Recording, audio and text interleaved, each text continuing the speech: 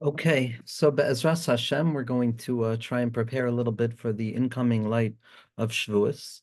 And when it comes to Matan Torah, when it comes to the time of receiving the Torah, it's very important to keep in mind the insight, the light of Rabbi Nassan when describing what it is that we're waiting for. What is it that we're waiting to receive? What is it that we're waiting to accept? And we're counting ourselves up in excitement, in anticipation, in desire, and cleansing the self in preparation to receive this illumination, this gift from the Midbar, the Torah itself. And when we look at Pnimius HaTorah, we see that the orientation towards Shavuos is not only the anticipation of the Torah, but it's also the incoming light of the Shar Hanun, the highest imaginable expressivity of HaKadosh Baruch Hu's Kesser Kavyachol, which was revealed at Matan Torah. It's not simply a commemoration or a memory, but rather it's a re-experiencing of that very experience, that Shar Hanun. When orienting oneself towards the mikveh of Shavuos morning, a person learns about the Hamshach of the Shar Hanun and the fact that a person is entering into the 50th gate of understanding, something that is seemingly inaccessible to the individual. Even Moshe Rabbeinu, we're told, didn't fully receive it. So what is it? What is it ultimately that rests at the other side of the anticipation? And surprisingly, and almost anticlimactically in a laughable and comedic way, Rabbi Nosson, in the light of Rabbi Nachman, explains very simply that we're waiting for the light of Kesser. The light of Kesser is descending, whether it's the light of Arach Anpin or the Pnimius of Arach Anpin, which is the light of Atik Yoimin, as the Rashash points out. We're waiting to draw down the lights of Kesser within ourselves. We're waiting to access that tippy top point of the human experience where our minds empty out and give way to the inherent connectivity that exists between our finite conception and the infinite expression of HaKadosh Baruch Hu's light. The fact that our Kesser, the highest point in our lives, is ultimately just a reflection of a Malchus of the world higher, and in that process of going from the lower to the higher to the higher to the lower, again and again, from the Kesser of the higher world down to the Malchus of the next world, what we're revealing is that there is an inherent connection. It's not a relationship that is a separate thing connecting to something that's separate, but rather there is an inherent connection between the mind of the Jewish individual, between the innermost point of the Jewish heart and HaKadosh Baruch Hu, Kavyachol, and the secret of Chelek Eloi Kemimal. That's the secret of the ayin and the ani of Kesser itself. But as Rabbi Nassan points out in Likutei Halachos, based on Torah Vav in Likutei Maran, the light of Kesser has to be understood in a way that's somewhat different than the other ways that it's described. In places, we see that Kesser is oriented with desire, with a ratzon to yearn towards something. Elsewhere, we see that Kesser is oriented towards a pleasure, the experience of having something without the fear of losing it. Be that as it may, ultimately through the writings of Chabad and especially the Rebbe Rashab and Hemshech Samach Vav, we see that Kesser is the in-between space or the connectivity between a desire towards pleasure or pleasure towards desire. But ultimately, however we look at it, Kesser is representative of this ratzon, this desire to move upwards, and a pleasure that's taken in the desire of a yid perpetually moving upwards. But for Rabbi Nachman, the word Kesser is going to be understood in a somewhat different way, based on the pasuk in Eov of Katarli Zeir, of wait for me just a little bit. We come to understand that the light of Kesser, which is the light of tshuva, is the light of anticipation. It's the light of patience. It's the light of waiting for something to arrive, even though something has not yet arrived yet. And it turns out, according to this formulation, that the entire preparation and the patient process of counting our way up towards Matan Torah, which is Sfiras HaOmer, is ultimately to bring us to the crescendo, to that apex point where we're revealed to ourselves that we have to wait even longer. A person has to wait for that light to emerge. If it's not yet ready to emerge, then it's not yet time for that light to emerge. And if a person finds that the light has not yet emerged, it doesn't mean that there's no light, chas v'shalom. It just means that the framework that they have to access is that we are still in a stage of the preparatory stage of waiting to anticipate properly for that light. There's never a time where there's no light. Either the light is experienced in a graspable way, in a felt way, or the light is experienced in the sense of not having that light and anticipating it and waiting for it. But either way a person strikes it, they're experiencing the light. And the light of Kesser is the light of anticipation, the light of waiting, the light of being patient in spite of the fact that what we expect has not yet taken place yet. And it demands the koyach of Kesser, it demands the highest point of the self to persist in spite of the fact that the expected result has not yet arrived yet. It's specifically at that point where hopelessness descends into the scene of possibility because I've been waiting so long. And after all of this waiting, I've been waiting for that thing to arrive. And when I think it's arrived, I open it up to find that it's simply a call for more waiting. That's enough for a person to lose sight of the process. That's a reason enough for a person to deviate, God forbid. But ultimately, the light of Kesser is the secret of hamtain, of wait, of be patient. of be mevatel yourself to your expectations, be mevatel yourself towards all of the assumptions and the resentments that build when those assumptions are frustrated in the sense of a misappointment or a disappointment, to suspend our judgment, to let go of that desire to know what it is that we wait for, and rather to lean into the act of patient waiting itself. In that bittul of the self, in that hanacha of the self, of placing myself on the side and letting go of my expectations of this or that, or the orientation towards object that will satisfy this or that desire, and in the difficulty of letting go of that mind view and entering into a place of waiting and anticipation, a person opens themselves like the mikvah of Shavuos morning, which is a bittul in the Mei Hadas, which is a self-nullification in the open expressivity of all things at the very present moment, in spite of the fact that it feels like nothing. That's the light of Kesser. It's the secret of Eke. It's the secret of Anna Zamin Lemeheve. I am prepared to be. I am here. I have been anticipating something. I don't necessarily feel it, but I am here nonetheless. I am here right now waiting for that which will arrive. In spite of the fact that it has not yet arrived, it has arrived by way of my patience to wait and continuously wait for it. The radical miracle of patience, of sweetening the anger before the anger expresses itself, but being patient and long-suffering, to be ma'arichaf. And when a person encounters that light of Kesser on Shavuos morning, when a person realizes that even though I don't necessarily feel the thing that everybody is so excited about, even though I don't necessarily identify in my mind right now with anything that I've gained or anything that I can grasp or anything that I can measure or anything that I could identify as the foundation upon which I stand, nevertheless, I continue to stand. Nevertheless, I'm still here. Nevertheless, I still continue to persist in my religious and my spiritual orientation of trying to do the next right thing and the next right step in the next moment. And in that place of the unfeeling of Shavuos morning, where a person is tired and is unaware of what they may have gained, in that hidden light is expressed the light of Kesser, which is the ability to wait even longer, the ability to wait, the ability to be patient in the sense that nothing is missing from the scene other than the things that I assume are missing from the scene. And the only reason that I feel that I can't function without that thing that is missing is because I've convinced my mind that I need that thing in order to function. But in spite of the fact that I feel I need that in order to function, without it, I'm still uncomfortable. I'm a little bit bothered. I'm not functioning to my best without that idea, without that thing. Nevertheless, I persist. I'm still here. I'm still here. I'm still waiting, even though that thing I felt I needed in order to survive has not appeared. And in that secret of bittul, in that secret of letting go of the self completely and utterly and opening itself up to an infinite space of faith, where HaKadosh Baruch Hu is everywhere present in deficiency as well as fullness, a person comes to understand the richness of waiting, the richness of being patient and allowing myself to find what I need within what I have right now. That's the light of Kesser. Light of Kesser is the light of Minei Ubei. It's a light that everything that I possibly need is within itself. I don't need to search it out elsewhere. I don't need a chachma. I don't need a bina. I don't even need a das to connect to. In Kesser, it contains the very message within the container of the message itself.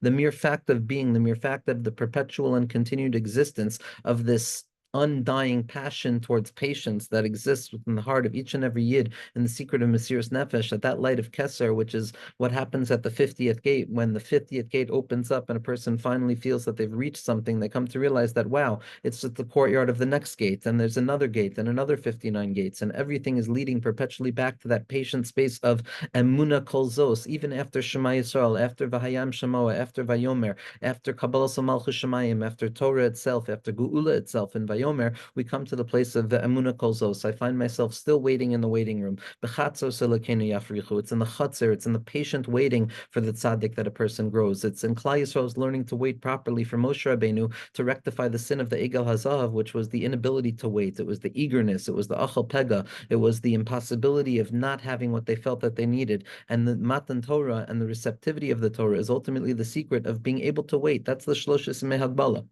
That's the radical secret of Klal Yisrael, who are being told to wait. You want to come up the mountain, you want to run directly to HaKadosh Baruch Hu, wait. You can't gain access directly to HaKadosh Baruch Hu. It's specifically through the Torah that you'll gain access, through Amelis and Torah, through the patience that a person expresses in the Limud HaTorah and Chazara and Bekiyas and Ian. That's the secret of Shavuos, my ability to wait. The rest of the world has already arrived at a place that they thought that they arrived at. The rest of the world has already claimed direct access to that which they feel they have direct access to. The secret of Yiddishkeit, the secret of the Torah, is what we've discussed so often, is the silent watching over the fact that there is no direct access. The thing never actually arrives. It only arrives by way of grasping it through its non-arrival in a certain level. It's I love b'derech midosav. I only grasp HaKadosh Baruch Hu through the separation of the Torah and the name of HaKadosh Baruch Hu are expressed as seemingly separate, and only by digging down deep into that apparently separate thing, which appears to be simply an expression of HaKadosh Baruch Hu, I come to understand that this expression contains the very fabric of the essence of HaKadosh Baruch Hu Kavyachol,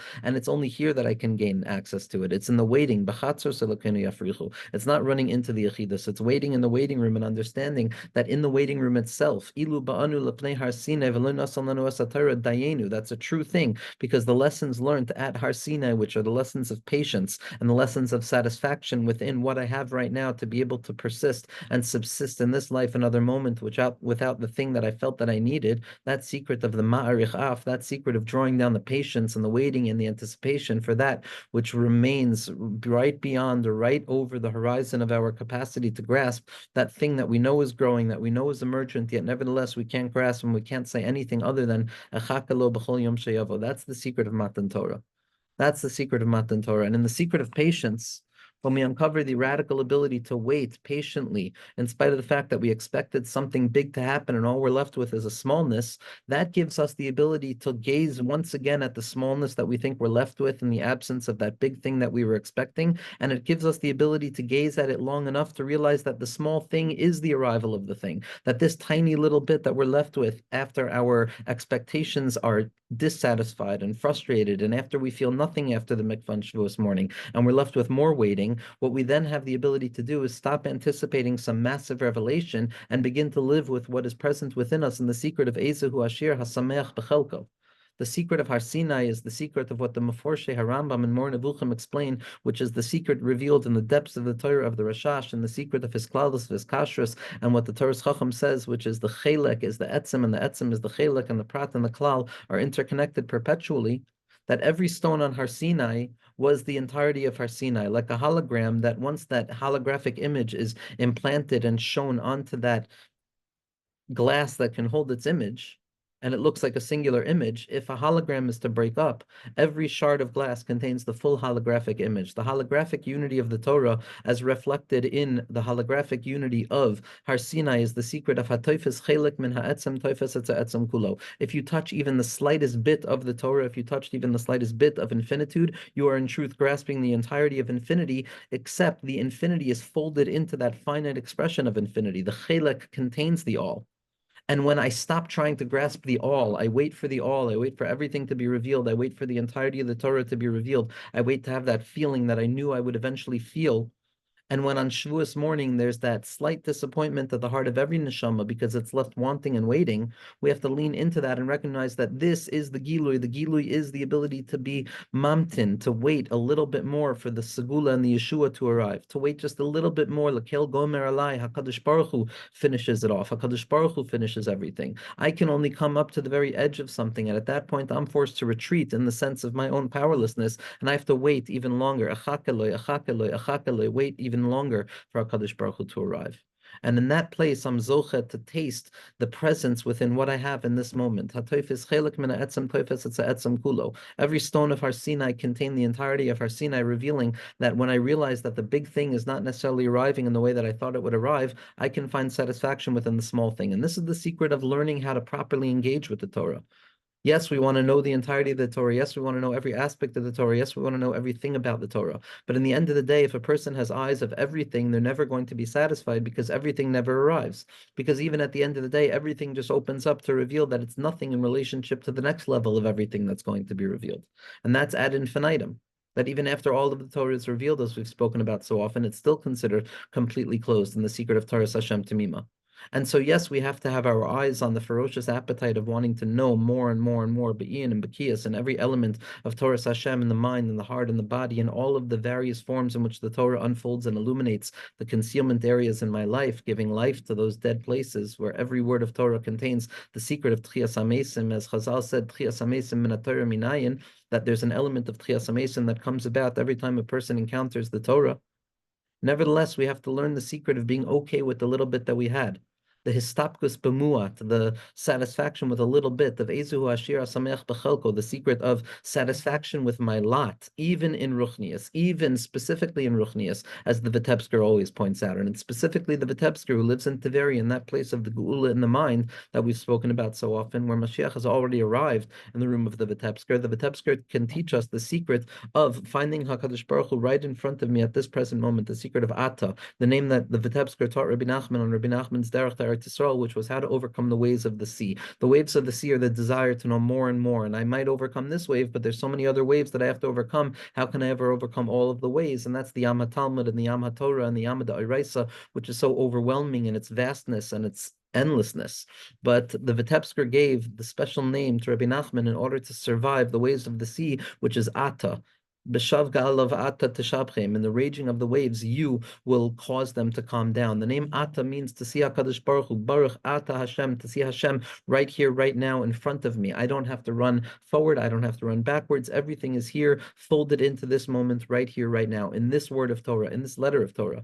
As the Vilna Gaon points out, that each and every word of Torah is a kiyum mitzvah b'fnei atzmo. As Rabbi Nachman points out in Sefer Hamidos, and Rav Avram ben Rav Nachman takes and places it in the central point of Koich Ve'or, that Koil Chelek, Kol Mishpat v'Mishpat Shel Torah Ihu Hatzlachas HaNefesh Atzmo, that every element of Torah is in and of itself the redemption of the spirit. How?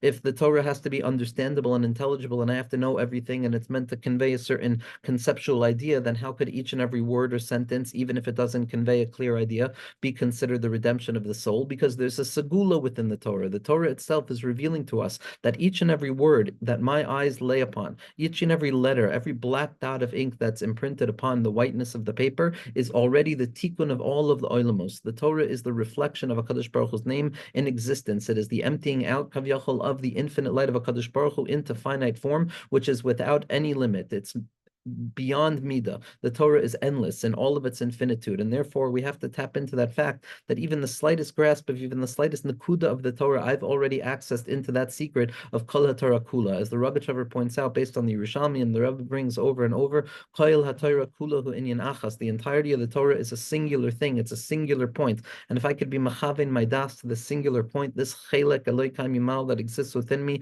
my chelek in the Torah, my os in the Torah, my singular point of ink that contains the entirety of my Torah, at that point I can find satisfaction that will then give me the koach to go and want to learn the entire Torah, and to be more patient for the Torah to emerge and for redemption to emerge in my mind.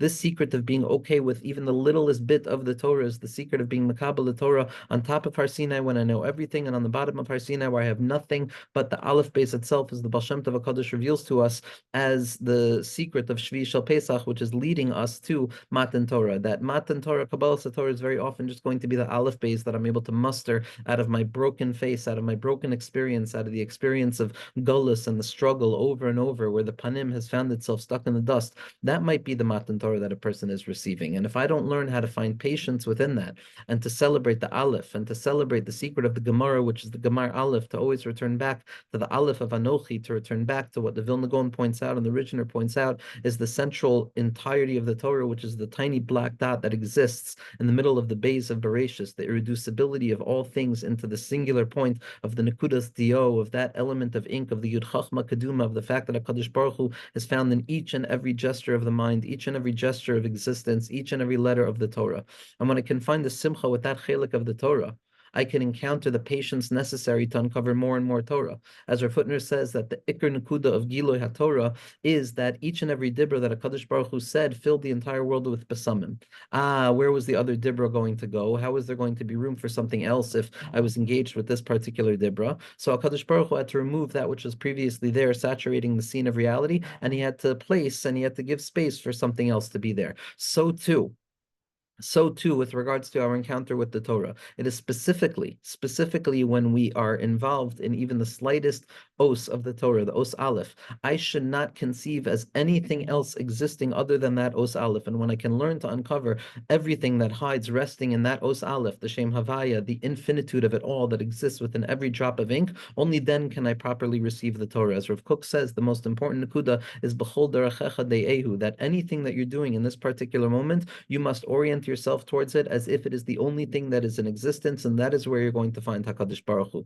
Zakt Rav Kook, and he added this in his own Ksav Yad Kadsho after the publishing, which was a rare thing, to highlight the necessity of this point. He asks the question of why. Why is it so that a person should see each and every particular thing as if it contains everything? And Zakt Rav Kook, in accordance with the laws of spirituality, that the entirety of all of existence is folded in to that particular nakuda at that particular time. It's not just be satisfied with the little bit that you have, but it's uncover the everything that exists within the little bit that you have. That's the secret of the Tchias Mesim of the Torah. And that only comes about when a person learns to be patient for the big things that they expect to arrive. Even when they don't arrive, I have to be equally satisfied. I have to be equally comfortable with the fact that I have an os. I've been zeichet to say the os aleph. If I know aleph, I can teach myself aleph. I've been able to say the word aleph, the letter aleph, and that is enough. Ilu lo ba'asi la'olam ela lezed dai. As the Zohar Kadosh is populated with. Every time there's a word of Torah, they say to each other, if I had only come into existence for this moment, it would have been enough.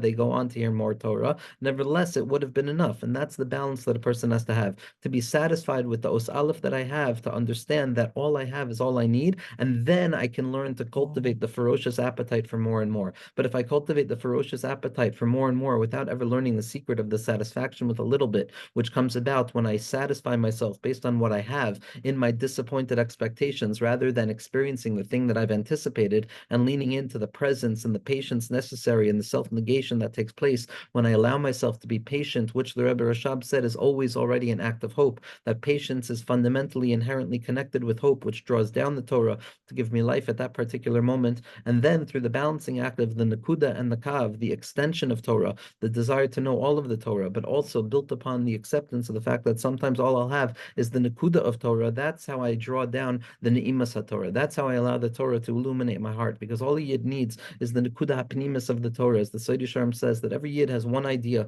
that they find in the Torah, and every other expression of the Torah is simply repeating that idea in a new way. And for us in this generation, it's Sadik Be'emunah So Yichya, it's Emunah. Every ounce of the Torah is just being Megala, another Nakuda of Emunah. Why is the Torah saying this? Because HaKadosh Baruch Hu exists. Why is the Torah saying this? Because HaKadosh Baruch Hu exists. Because HaKadosh Baruch Hu runs everything. Every element of the Torah is coming to teach us Emunah. And on that Nakuda, we can find the Sipuk, we can find the Histapkus and the Hasamech Bechelko of drawing down the light of Ruchnius into the present moment with the patience of not having what we feel we need, so that we can reveal that everything we need is always already present, giving us the strength and the patience to move forward in the path of uncovering more and more infinitude with a sense of calmness and joy rather than a sense of madness and anger. Be'ezras Hashem.